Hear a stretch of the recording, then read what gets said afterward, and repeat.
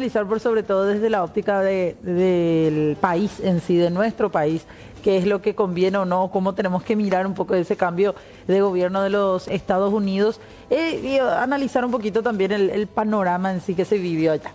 Así mismo, después vos tendrás la oportunidad de hablar con los observadores internacionales que No, fueron por costilla nuestra. ¿qué observaron, El verdad? paseo a Estados Unidos, qué lindo, ¿verdad? Sí, señor. Bueno, queremos establecer ya el saludo aquí, empezar la charla con nuestros invitados de esta tarde-noche. Nos acompaña Esteban Caballero, politólogo. ¿Cómo le va? Gracias por venir, Esteban. Al contrario, encantado de estar con ustedes. Muy amable.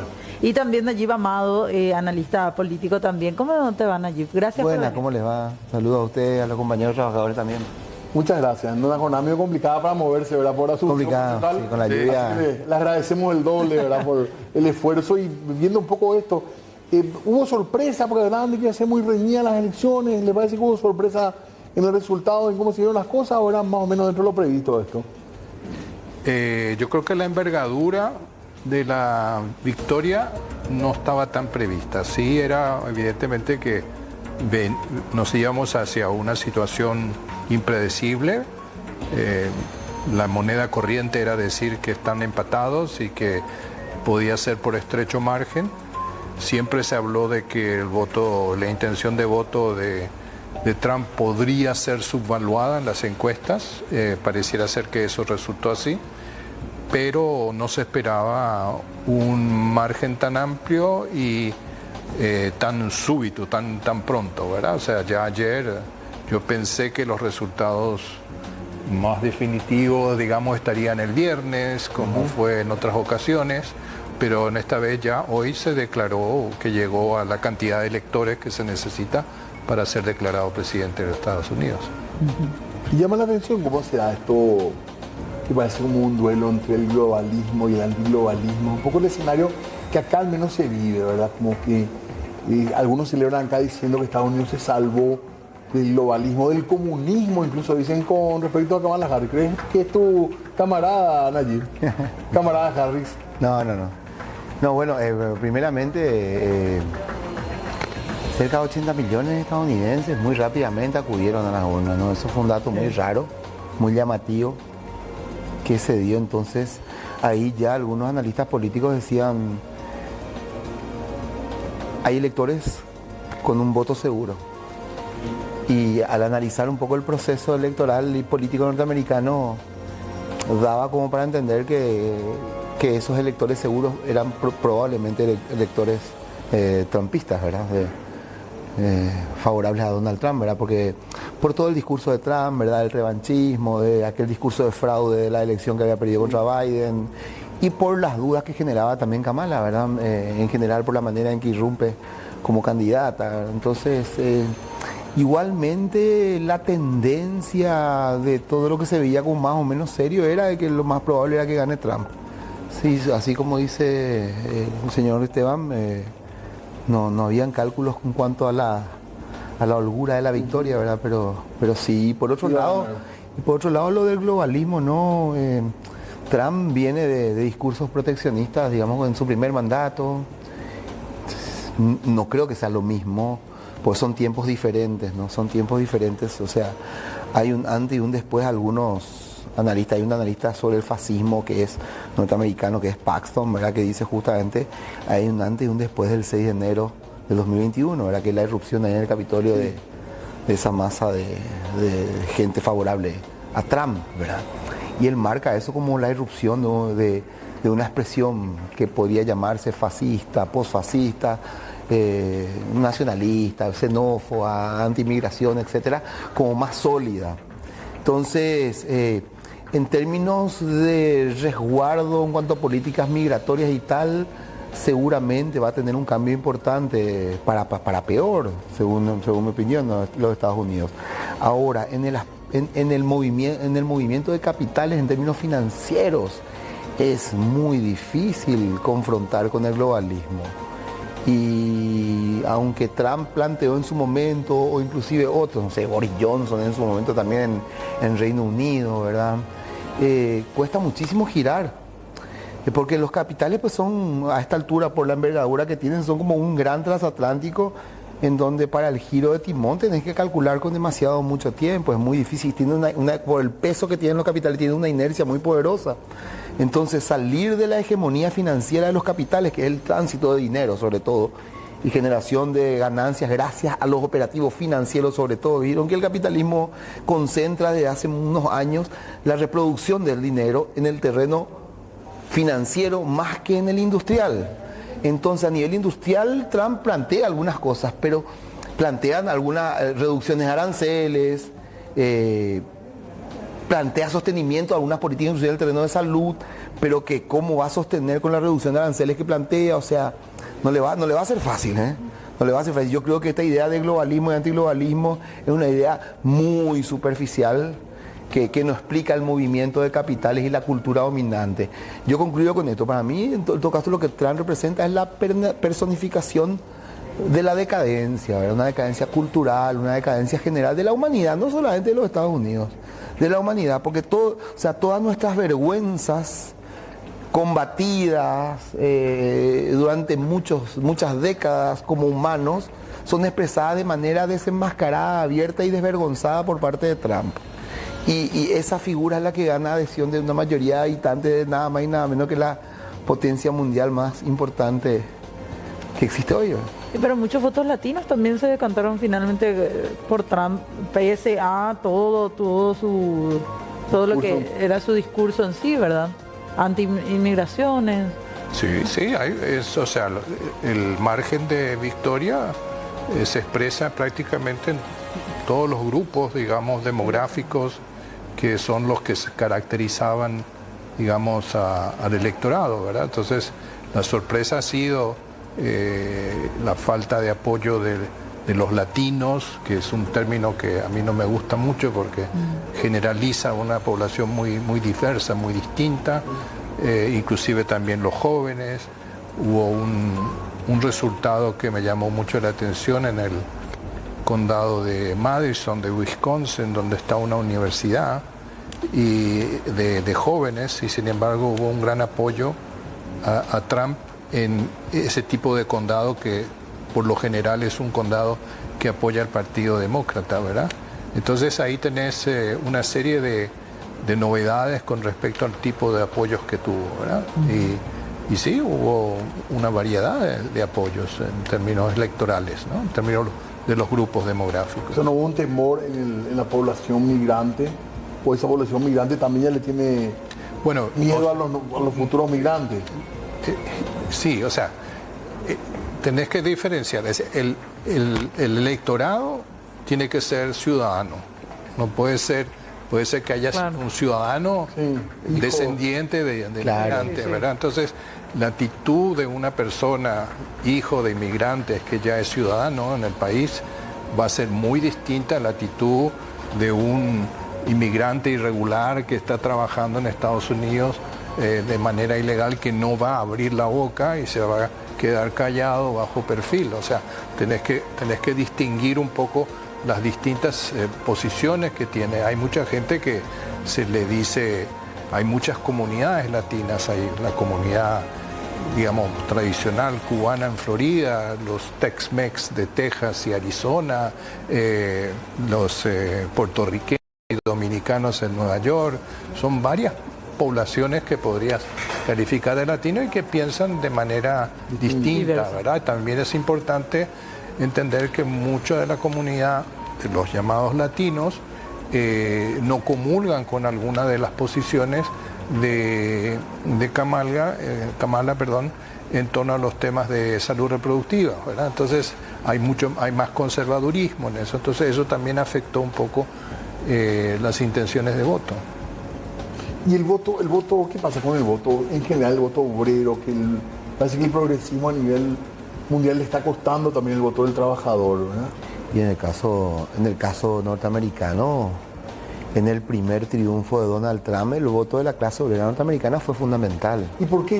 Agarraron las banderas de lo que eran los sectores antes. Y bueno, al plantear él que hay que volver de vuelta a tener un Estados Unidos, una América grande, importante, eso se traducía en recuperaciones de tejidos industriales. Entonces, uno de los problemas que tiene el fluido de capitales en general y bueno, y la particularidad de una potencia con una buena cantidad de inversores norteamericanos, como es Estados Unidos, o sea, no los norteamericanos, tiene que ver con que ellos prefieren obviamente invertir y generar producción en otros países porque tiene ventajas productivas en términos de costos. Y entonces, o sea, la clase obrera norteamericana obviamente por el desarrollo que ha tenido, tiene un costo más sólido, ¿no? O sea, tiene algunos derechos más firmes, entonces no es lo mismo producir un calzado en Estados Unidos que hacerlo en zonas, digamos, de mucho menor nivel de cuidado en cuanto a derechos laborales, que puede ser Paraguay, por ejemplo, o algunas zonas como Filipinas, Tailandia, donde se suelen producir mucho de lo que tiene el Made in USA, ¿verdad? Entonces, al Trump decir que pretende recuperar esto, obviamente hay una clase obrera que tiene intenciones, o sea, que tiene expectativas con relación a eso. Igual le va a ser muy difícil, o sea, insisto, ahora Trump está planteando, está haciendo nueva política respecto a una línea que ya había mantenido en su primera campaña, en su primera elección como presidente, ¿verdad? Pero le va a ser muy difícil cumplir porque, insisto, el tema de los capitales tiene que ver con los grados de productividad y de ventajas comparativas, ¿verdad? No es tan sencillo modificar, ¿verdad? Hay gente que cree que el proteccionismo va a estar presente otra vez por la lógica político-ideológica que tienen los gobiernos hoy de muchos países, ¿verdad?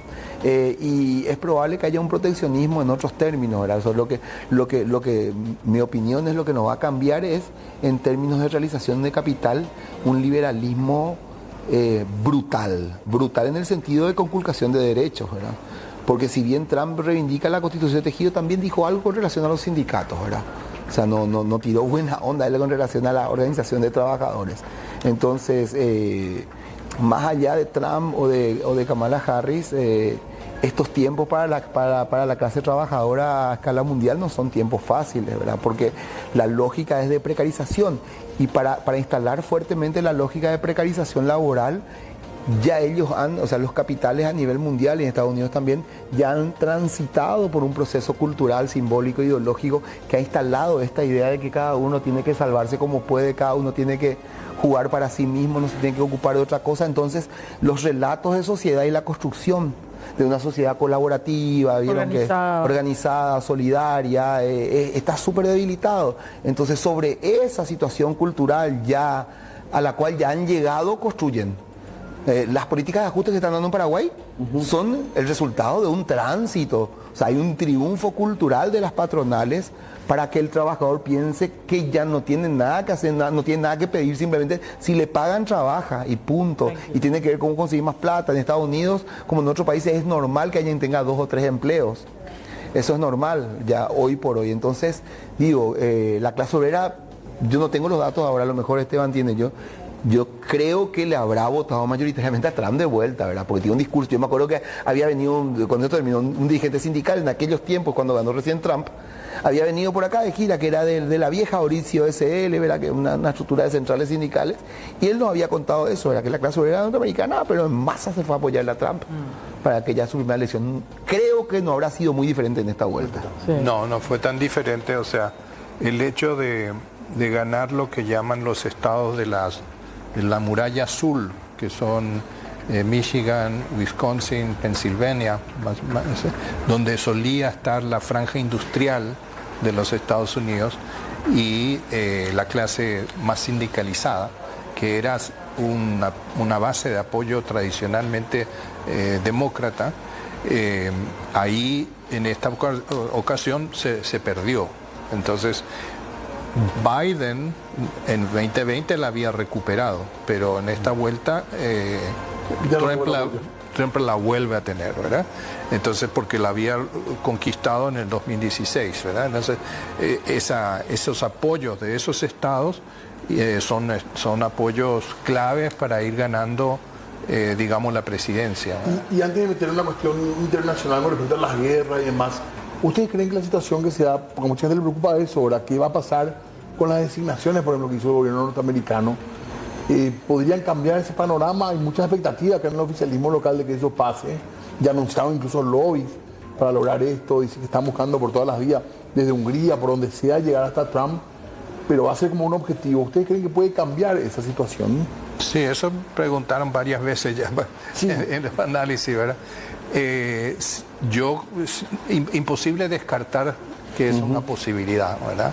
En términos, vamos a decir, de relación Paraguay-Estados Unidos, el hecho de que suba Trump y que haya un partido republicano controlando ambas cámaras, todavía no se sabe qué va a pasar con el Congreso, va evidentemente a facilitar el diálogo entre el gobierno paraguayo y el gobierno de Estados Unidos. Y eso va a permitir también, digamos, hacer un lobby de parte de la presidencia, fundamentalmente en torno a los temas de apertura de mercados, inversión extranjera directa en Paraguay. Esos son temas, digamos, que yo considero como temas de relación internacional entre los países. El tema de designación de Cartes como significativamente corrupto no necesariamente entra dentro de esa agenda, ¿verdad? Esa es una solicitud más política, vamos a decir, que no sé hasta qué punto estarían dispuestos a tomarla como una prioridad o como algo que vaya a ser importante en su agenda de política exterior. No lo veo por qué tendrían que hacerlo, ¿verdad? ¿Cuál sería la ganancia en ese sentido? Porque de todas maneras lo que a ellos les importa sería la relación con el país, no nos vamos a oponer a una inversión extranjera directa de Estados Unidos, ni nos vamos a oponer a una apertura de mercados, Claro. Porque no están evitando la designación, y eso lo van a considerar como un problema que tienen con un expresidente, una persona, más que con un gobierno, Claro. vamos a decir, ¿verdad? Queremos hacer una pausa, pero a la vuelta si puede también contestar, Nayib, esta misma pregunta, ¿también te parece, Diego? Claro que sí, muchas expectativas con respecto a ese tema, porque nos toca de cerca, así como el otro tema que queremos hablar todavía, el tema de las guerras. Sí, señor. Pausa, ya volvemos.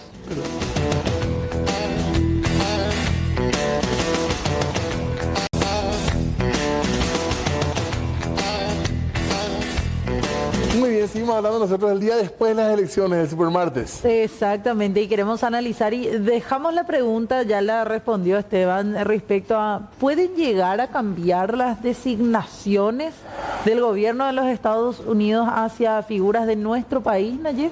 Sí, bueno, yo concuerdo primeramente con Esteban cuando dice que no se puede descartar. Y al mismo tiempo también concuerdo para decir que no veo. Fíjense que las investigaciones en torno a Cartes, si mal no recuerdo, se inician cuando Trump era presidente de los Estados Unidos. Sí. Entonces, ese tipo de medidas son también políticas de apriete de las grandes potencias sobre liderazgo, ¿verdad? Entonces, digo esto porque tampoco hay pues gente que tiene, no sé si es mucha a esta altura, ¿no? Pero hay gente que tiene la idea de que los Estados Unidos realmente están preocupados por el terrorismo, realmente están preocupados por la corrupción, realmente se preocupan por los lavados de dinero, ¿verdad? O sea, digo, a Estados Unidos no digo los gobiernos o los capitales norteamericanos. Y eso no es tan así, los capitales norteamericanos disputan en lo que es el capitalismo de este tiempo, un capitalismo desenfadado, inescrupuloso. ¿Y cuál es el trasfondo entonces de esas designaciones? ¿No es la lucha contra? No, el trasfondo de esas designaciones son peleas de por ahí, hay historia, yo voy a colocar cosas, rumores, ¿verdad? Porque no tenemos tampoco ninguna certeza, ¿no? Sí. Pero uno de los rumores fuertes que hay, que seguramente ustedes también habrán escuchado como comunicadores, Esteban como politólogo, inclusive los compañeros acá que trabajan también en el canal, ¿verdad? Es que Cartes se metió en negocio de armas. Y ese es un negocio y en donde los capitales norteamericanos, o sea, él no tenía la venia para hacerlo. Y él se metió sin la venia de algunos capitales norteamericanos, y entonces sobre eso le pusieron la cruz y le empezaron a investigar. Eso está, digamos, se escucha, se dice que, ¿verdad? Entonces, yo tampoco creo que cambie mucho, o sea, por un lado, ¿verdad? Yo no veo que vaya a cambiar demasiado el tema de la designación. ¿Va a funcionar el lobby que quieren hacer? Y dependerá del concierto mundial, de cómo se vayan desarrollando las cuestiones, ¿no? Porque este es un mundo demasiado complicado, ¿no? No sabemos lo que va a pasar en las próximas semanas, en los próximos meses, mismo acá en Paraguay, Van a haber muchas movilizaciones, habrán visto ustedes, ¿verdad? Ahora el 13 están las movilizaciones de sectores organizados sindicalmente para frenar la ley de carrera civil, que es una ley realmente que golpea la estabilidad laboral del funcionariado público, buscan igualar para abajo. La línea del gobierno es precarización total. Hay una marcha que va a durar como 4 o 5 días, que sale desde Cacupé y que va a llegar hacia acá. Hay campesinos movilizados también. Para el 10 de diciembre se está programando otra marcha por derechos humanos que está confluyendo clase trabajadora, campesinado. O sea, es el clima en Paraguay nomás, y bueno, en todo el mundo hay un montón de situaciones bastante complejas. Lo que sí a nosotros mínimamente nos preocupa es que un gobierno narcomafioso como el gobierno cartista, estronista, cuya expresión de rostro es la de Santiago Peña, pero de ninguna manera en cuanto a decisión política, ¿verdad?, que es la de Horacio Cartes, se pueda envalentonar en el recrudecimiento de una retórica todavía más dura, más discriminatoria, un poco lo que es Trump. ¿Viste? Trump así fácilmente le manda al quinto infierno a las mujeres, hace bromas contra la gente de otras expresiones étnicas, o sea, es de lo peor, o sea, reivindica la cuestión sanguínea profunda,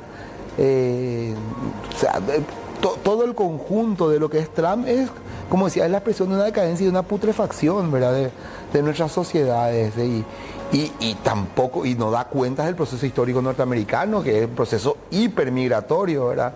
O sea, esa sociedad se construyó desde la migración, ¿verdad?, en todo sentido. Ese país. Lo que tiene que ver con el punto de vista económico, porque estamos viendo acá compartiendo placas también a la par, detrás nuestro en las pantallas. Se apoya la estrategia del plan de Trump, digo bien, en 2 puntos clave: recorte de impuestos, nuevos aranceles. A nivel económico, internacional, o fijándonos directamente en nuestro país, ¿puede llegar a incidir también estas medidas que vaya a tomar? Y mira, yo rápidamente digo, él plantea como una de las medidas para traer de vuelta a capitales norteamericanos a la producción dentro del país, es que a las importaciones va a empezar a grabarlas más fuertes. Yo no sé qué tanto pueden incidir en el caso paraguayo. Creo que es el cuarto socio más o menos, creo que en términos de flujo comercial que tiene Paraguay con Estados Unidos. No sé qué tanto le puede afectar eso a Paraguay. Y no sé si lo va a lograr Trump, por otro lado, ¿verdad? Entonces, esto yo digo acá, no sé qué piensa acá. ¿Qué opinas, Bueno, él se ha pronunciado a favor de elevar aranceles, sobre todo en el caso de automóviles chinos, por ejemplo. Sí.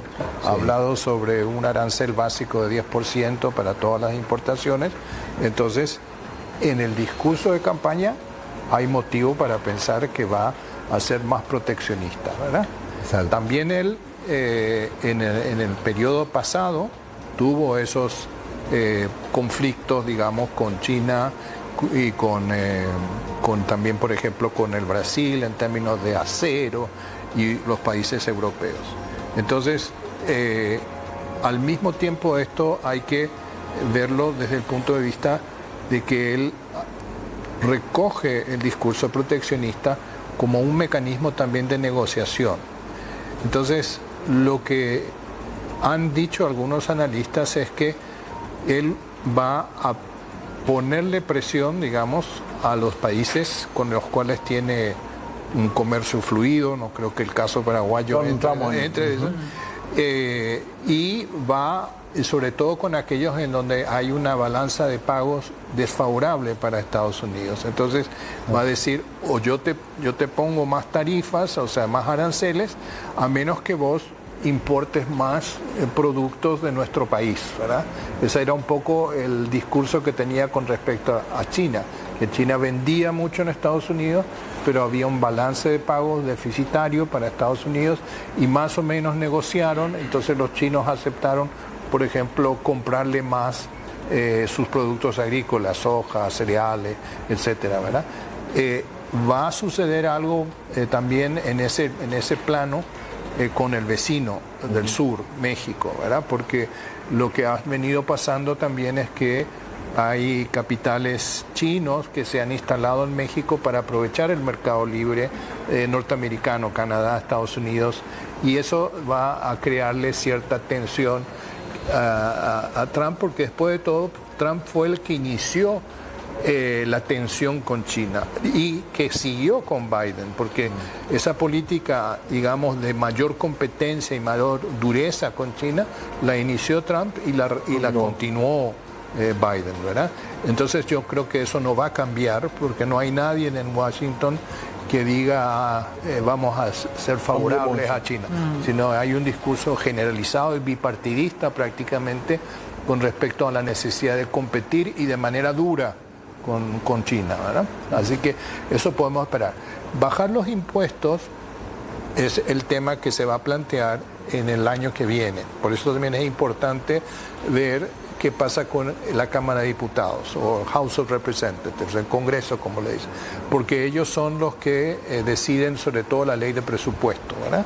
Entonces ahí vamos a ver si se puede mantener los impuestos bajos corporativos, que fue uno de los temas del primer gobierno de Trump. Seguramente se va a poner, se va a seguir, porque van a tener los votos para hacerlo. Entonces esa ventaja para las corporaciones del bajo impuesto corporativo, inclusive él lo ha dicho, de bajar a 15 en vez de 25 o 21 como está ahora, ¿verdad? Entonces eso implica un 15 o inclusive el 21 ya implica un aumento del déficit fiscal. Usted no se debe olvidar que Estados Unidos tiene un enorme déficit fiscal. Nosotros aquí somos, con la ley de responsabilidad fiscal, un ejemplo para Estados Unidos, pero ellos, claro, tienen esa facilidad de cada año de elevar la cantidad de dinero que pueden pedir prestado. Claro. Y con eso van pateando la latita para adelante, pero eventualmente ese déficit trillonario, digamos, de muchos trillones de dólares, puede hacer un quiebre. Entonces, él no tiene tanto, digamos, margen de maniobra en términos de quitarle presión tributaria, porque necesita ese ingreso, ¿no? Claro. O sea, no podrá cumplir del todo la promesa electoral. Él es irresponsable. O sea, si él ve que en sus 4 años le conviene, no se va a preocupar que dentro de 10 años eso puede crear un problema, ¿verdad? O sea, ese no es el personaje. El personaje es, claro, me conviene ahora y ya, ¿verdad? Entonces, ese tipo de cosas, pero mucho depende de cómo se conforma su gabinete, a quién llama. Ese es el gran tema ahora. Si trae una cantidad de mafiosos, digamos, por leerlo de un modo muy, muy vulgar, o empieza a recoger gente recomendada por las élites, el Partido Republicano, que pueden tener sus ideas, pero son gente, digamos, argumentativa, que traduce su voluntad a políticas públicas más o menos racionales, ¿no? Va a abrir líneas, en términos de negocio. El guión que está planteando subir 1% a todo el concierto de la OTAN en términos de gasto militar, y eso significa negocio para los Estados Unidos. El aumento de un por ciento más. De menos guerra. Sí, pero él habló de esto, del 2 al 3%, plantea elevar, digamos, el gasto militar de los países socios, porque él amenaza con salirse de la OTAN. ¿Verdad? O sea, está en eso también, y después la campaña que está en el marco de su misoginia, el odio que tiene hacia las mujeres, de su machismo exacerbado, ¿verdad? Es la campaña de dar vuelta un poco todas las medidas de cuidado ambiental del gobierno de Biden, y el plantear recuperar las perforaciones, ¿verdad? Y bueno, uno de los gritos en los mitines de él era perfora, nena, perfora, ¿verdad? O sea, en cuanto a quitar más combustibles fósiles, petróleo, ¿verdad? O sea, porque él dice que el problema climático es una mentira, el problema ambiental es una mentira. Bueno, tenemos una pausa de vuelta, ¿eh? Sí, señor. Enseguida volvemos para la última parte y ya el cierre un poco de este análisis que estamos haciendo. Muy bien, seguimos nosotros, parte final de puntos de vista. Sí, señor, vamos cerrando ya también las ideas de cada uno en torno a lo que tiene que ver con Donald Trump. ¿Qué cierre o a qué conclusión llegan después de esta jornada y qué es lo que se viene más o menos a grandes rasgos? Bueno, yo estoy, digamos, preocupado por algo que dijo acá el amigo en términos de el decaimiento o lo bajo que ha sido el debate político con el trumpismo, ¿verdad? Cómo se ha deteriorado el diálogo, el uso de las palabras, los insultos. Hubo debate, pero de bajo nivel. ¿O no Ni hubo siquiera hubo directamente? debate, digamos, le llamo debate, pero yo creo que hubo más Confrontación. expresiones, frases, discursos. El debate en sí que tuvo en televisión fue pobre, digamos, en términos de performance. Pero estamos en una época, digamos, en donde da miedo el nivel de violencia y el nivel de deterioro del diálogo entre los distintos actores. Y eso se replica también allí a nivel internacional con otros líderes políticos. Sí, claro, Europa es un continente que está atravesado por ideas de extrema derecha, en donde justamente el extranjero está visto como el problema en cuanto a las crisis económicas. Bueno, la crisis económica es mundial, ¿no? Pero tiene su especificidad en cada país. Y este problema del deterioro del debate está muy ligado, de hecho, con las extremas derechas. Las extremas derechas apelan a lo sensorial, a lo sentimental, a lo emocional. Más pasional que otra cosa. Sí, y de hecho sus liderazgos hacen gala de su no intelectualidad. O sea, colocan que todo tipo de profundidad intelectual está mal. De hecho, Trump cuestiona, él dice que las grandes universidades norteamericanas están dirigidas por comunistas, dice, ¿verdad? Y nada que ver, no tienen realidad. O sea, y de hecho él plantea ir en contra de la conciencia crítica, pero lo dice además. O sea, nosotros estamos viviendo tiempos, son diferentes, no estamos en el siglo XXI, pero son tiempos oscurantistas. Hace poco me hizo recordar de algo, estábamos nosotros en proceso de lectura, es un trabajo, voy a irme muy atrás, es un trabajo de 1844, son los manuscritos filosóficos y económicos de Carlos Marx, y en esos manuscritos Marx coloca un ejemplo en cuanto al desarrollo del capitalismo, y uno de los ejemplos es cuanto más se espiritualiza la mercancía, más se embrutece el trabajador, dice, más se desespiritualiza y se embrutece el trabajador. Y digo nomás, la apelación a lo espiritual, a todas las campañas comerciales, tu mundo, muy sentimental. Hay marcas enormes que hacen eso, no, que yo iba a citar alguna, pero no voy a citarla, no, pero que hacen ese tipo de campañas jugando a los sentimientos, a los corazones, hablando a la niñez, a la adolescencia, que son como un público más cautivo, ¿verdad? Entonces todo esto está pasado. Yo decía, híjole, mira, en 1844, antes en la primera mitad del siglo XIX, un personaje estaba colocando este problema, ¿no? Y hoy vos ves en la política, en donde no, o sea, en los debates programáticos, en Paraguay también pasa eso, ¿verdad? Por eso que nosotros decimos, acá lo que se impone es trabajar en un mediano largo plazo, porque, claro, por ejemplo, la planadora cartista va a seguir aprobando leyes que van a decir que es para el bienestar del país, pero que en la práctica va a perjudicar a la mayoría trabajadora. Exacto. Y eso no vamos a parar. Y entonces hay como un dilema, es la gente como está, viste que el tema de los juegos electrónicos, la gente, yo creo que mucha gente está tomando como una especie de jueguito electrónico en su vida, ¿verdad? Entonces vamos todo al muere quien muere y vos te cuidáis y creen que es como un juego electrónico donde vos te vas saltando y te bomba para acá y te cuidáis y le matás, que tengan que matar y te van nomás adelante, ¿verdad? Es jodidísimo eso, pero una lógica absolutamente antisocial es, absolutamente, y misantrópica, o sea, me importa un pepino la humanidad. Sí. Me importa, yo me importo, y mi hija y mi familia, mi núcleo familiar. Entonces esa lógica hay que romperla, porque esa lógica nos va a perjudicar a todos nos hace vivir mal. Entonces, pero eso ¿cómo rompemos eso?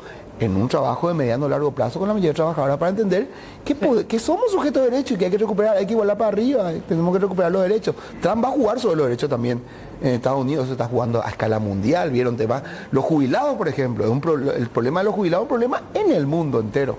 En el mundo entero. Gracias a ambos por estar con nosotros, por compartir sus ideas y está siempre abierta la charla para otro momento, así que les agradecemos mucho